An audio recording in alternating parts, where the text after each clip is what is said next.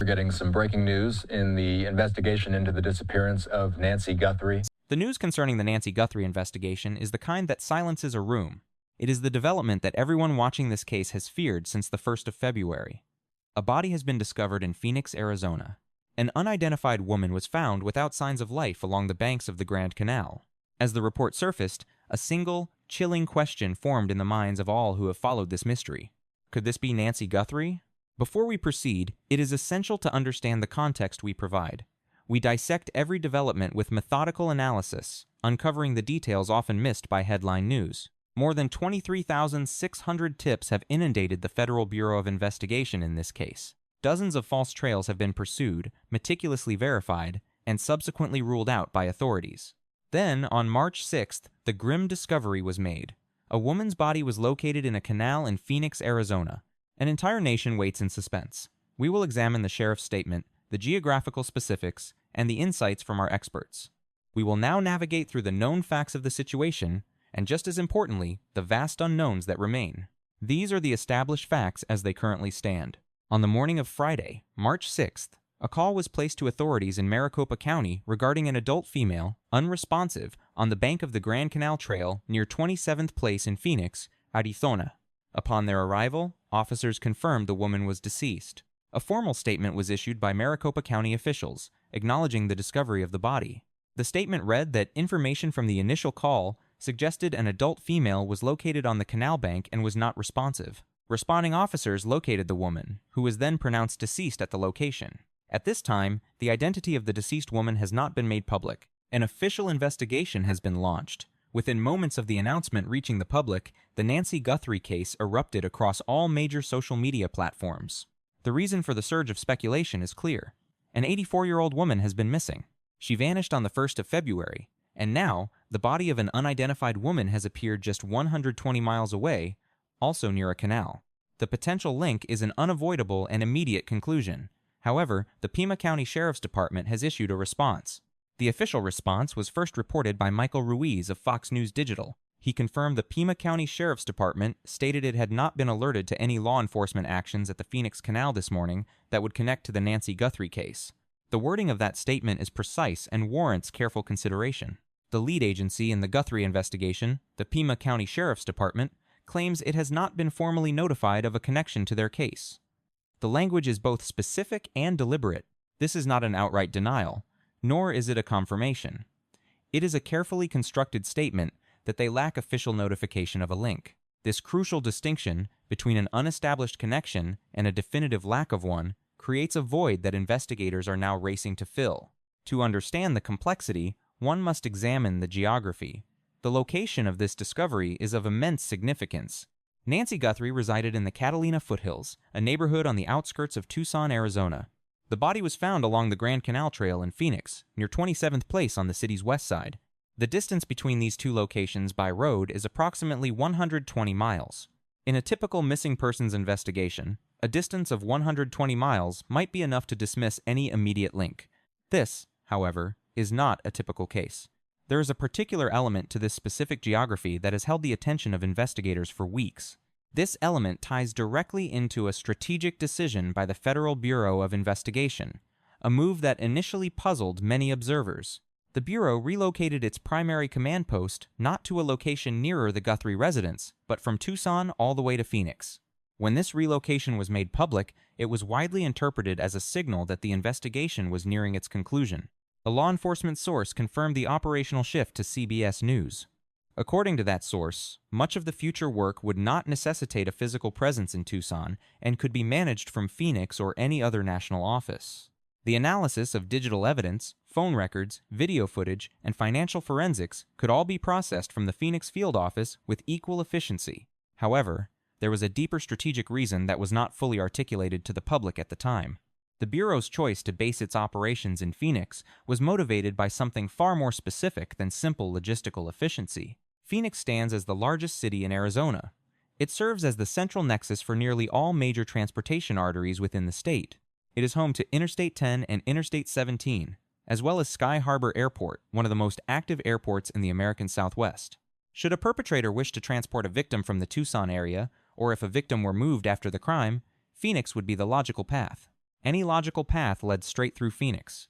Federal investigators understood this weeks ago, and now, a woman has been found dead within the city limits. This is not the first time the discovery of human remains has cast a long shadow over the search for Nancy Guthrie. And to grasp the gravity of this new development, one must first comprehend the history of these false alarms, a history that teaches a lesson in careful observation. This is not a time for panic, nor for dismissal, but for absolute precision. Several weeks into the search, a video began to circulate online, gaining viral traction. It spoke of a report made to authorities about a body found floating in a desolate pond near Sabino Canyon.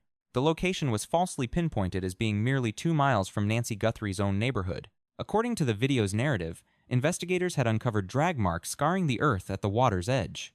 It described evidence of a violent struggle, of a body moved by force, and a state of decay consistent with prolonged submersion. For over a week, the video's reach expanded exponentially, compelling the Pima County Sheriff's Department to issue a statement.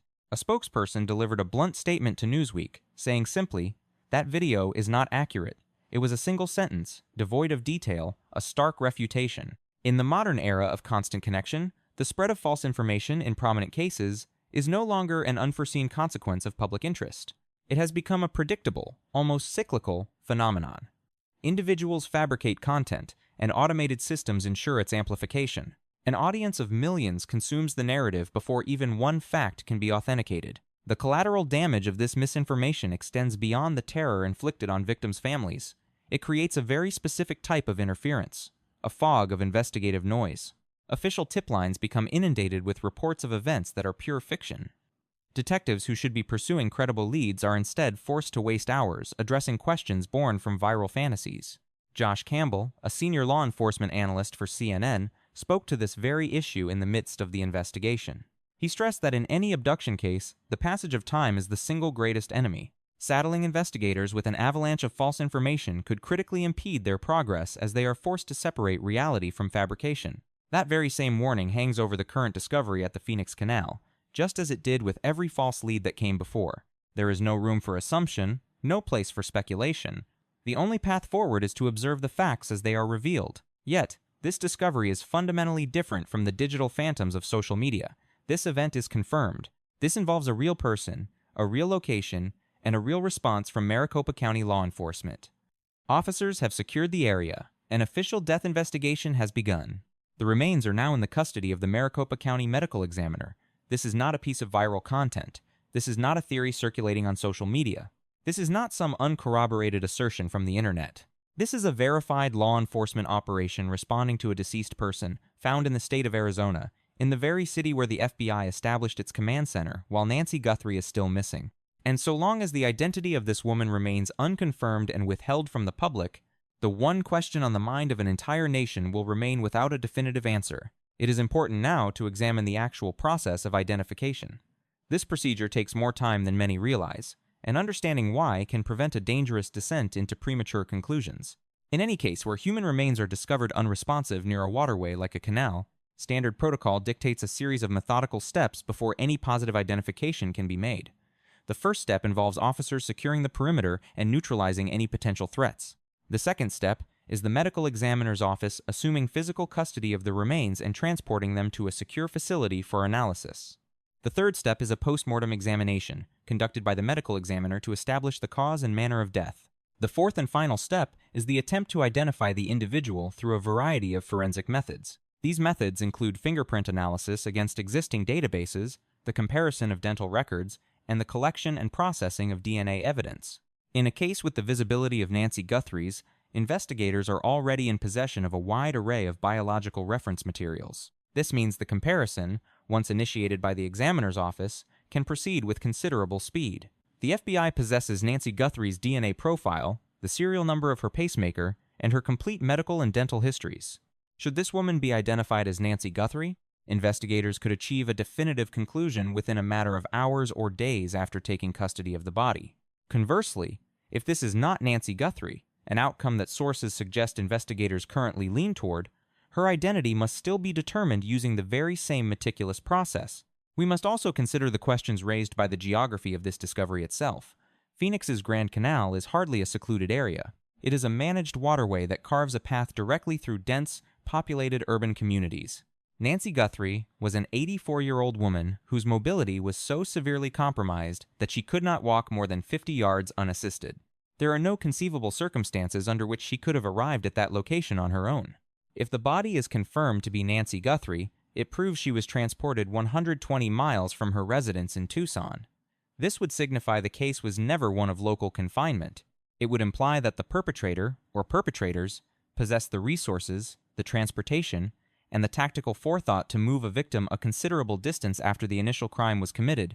A 25-liter backpack was carried to the scene, a detail highlighted by former Federal Bureau of Investigation profiler Jim Clementi. This points to a certain level of foresight, but the tools for a home invasion are fundamentally different from what is needed to transport a victim 120 miles unseen. It would require a vehicle with enough space to conceal an 84-year-old woman who could not move on her own. The perpetrator would have needed a travel path that circumvented the countless thousands of traffic cameras and license plate scanners. They would also have to evade the network of doorbell cameras that authorities have spent 5 weeks meticulously reviewing. Should this discovery prove to be Nancy Guthrie, it would fundamentally alter every theory investigators have constructed about the mechanics of this crime. And it would amplify a chilling question that has shadowed this case from the beginning. Did this person act alone? Jennifer Coffendaffer, a retired Federal Bureau of Investigation special agent, has stated publicly her belief that this was not a solo act. She bases this theory on what she identifies as a walkie-talkie, glimpsed in the suspect's pocket on the doorbell camera recording. She was unequivocal that it was a two-way communication device, indicating a minimum of 2 conspirators. If this abduction was the work of a coordinated effort, with one person at the door and another lying in wait, moving a victim 120 miles becomes a logistically viable scenario that a single perpetrator would find nearly impossible to execute. There is another layer to this Phoenix connection that has yet to enter the public discourse. The Federal Bureau of Investigation's Phoenix Field Office is the very same unit that has been directing the Nancy Guthrie investigation from its newly established command center. The special agent in charge of that office is Hythe Jonia. He is the same official who was physically present at the Guthrie residence the night the first video from Savannah was recorded, and he now oversees the entire Phoenix division. Under his command, the office has overseen the digital forensic operations, the scrutiny of financial records, and the investigation into cell tower data. The collaboration with Walmart's corporate security regarding backpack purchase records was also managed out of his Phoenix office. The jurisdiction of the Federal Bureau of Investigation's Phoenix Field Office extends to Maricopa County, the exact county where the body was unearthed today. This means the very same agents assigned to the Nancy Guthrie case have authority over the location where this woman's remains were found. Regardless of whether these two incidents are linked, a connection will have to be explored. The Phoenix Field Office of the Federal Bureau of Investigation will inevitably be tasked with answering that very question as we turn to the current status of the investigation. The discovery near the Phoenix Canal development emerges at a moment when the case has reached a distinct and critical juncture. Since February 1st, more than 23,600 tips have been submitted to the Federal Bureau of Investigation. Over 1,500 of those tips came in during the 24-hour period after the $1 million family reward was publicized. But on March 5th, just one day before the grim discovery in the canal, the Federal Bureau of Investigation made a crucial public statement, with Fox News Digital's Matt Finn reporting that he had received an official comment regarding the investigation's tip line. The Bureau acknowledged that tips have tapered in the Nancy Guthrie investigation, while still urging anyone with information or leads to contact their hotline. The word they used was tapered.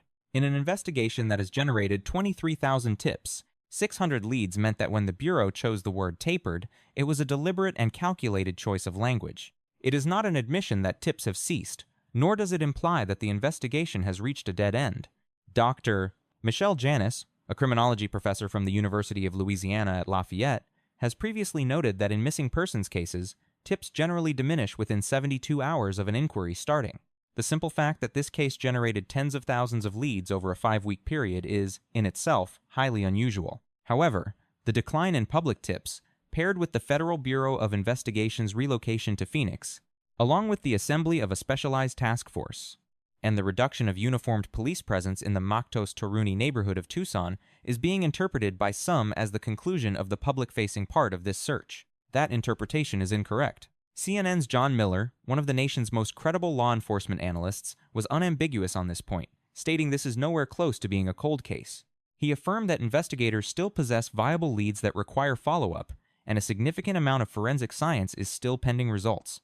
There are teams still actively pursuing leads they have not yet exhausted, and the existence of a dedicated task force has now been confirmed. 5 officers from the Puma County Sheriff's Department and multiple Federal Bureau of Investigation agents are now committed to this case on a full-time basis.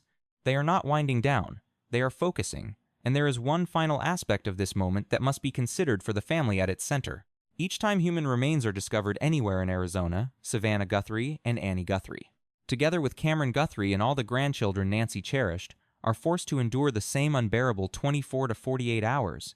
They face the incoming calls from concerned friends, the ceaseless alerts on their phones as the story spreads across the internet, and the sudden, involuntary pause. There is that single held breath, waiting for the news that will either confirm their worst fears or deny them, and this family has existed in that limbo of uncertainty since the 1st of February. And with every misleading report, every piece of unsubstantiated speculation, with every false alarm and every viral rumor of a body discovered, a family is forced to relive the initial agony of their loss. Only yesterday, Savannah Guthrie conveyed her inner torment to her colleagues, stating a resolve that she is still standing, still holding on to hope, and still herself. And yet, she confessed an unnerving uncertainty about who she would become. It is that person, the one who endures, who is owed the respect of a meticulous and sober handling of this canal discovery. This development must not be sensationalized into a premature conclusion, nor can it be cast aside before every lead has been exhausted. Instead, it demands the same methodical approach the Federal Bureau of Investigation is employing, recognizing it as a lead that requires thorough examination. It must be handled with deliberate caution, and it must be seen through to its absolute end before any judgment is rendered. As of this recording, this is the landscape of the known facts. Authorities have confirmed the discovery of a woman's remains near the Grand Canal Trail in Phoenix, Arizona, on March 6th. Her identity is currently being withheld. The case is now in the hands of Maricopa County officials and the medical examiner's office, who have launched a full death investigation.